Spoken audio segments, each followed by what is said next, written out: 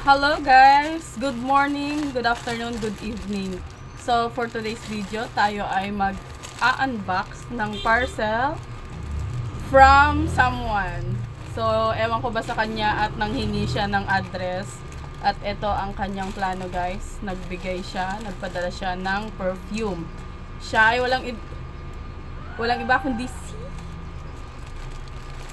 si Roxanne De La Rava, aka Roxy. So, thank you so much si Roxy sa iyong pa-parcel. So, open natin guys at tignan natin ang kanyang, alam ko kung ano laman nito guys. Pero, i-unbox natin.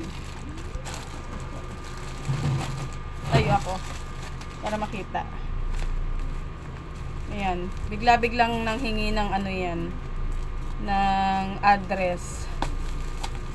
So yan, thank you dito si Roxy sa iyong pa-perfume. So, oh guys, nagpadala siya ng perfume.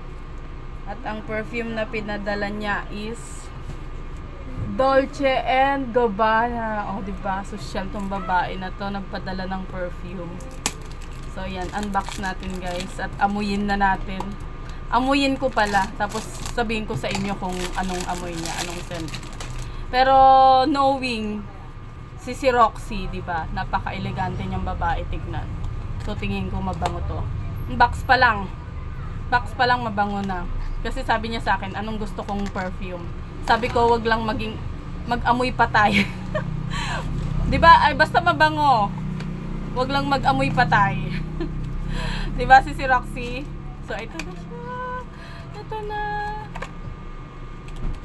Thank you si Roxy sa iyong pa-parcel, pa-perfume dyan. Thank you so much. Ayan. Dolce and Gabbana. Light blue. So, ito natin.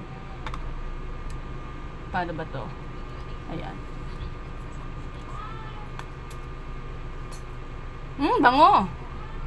Pwede siyang ano, yung bango niya is ano, pwede rin siyang panglalaki. Bango. Thank you, Sisi Roxy. God bless you more. Thank you. Love you.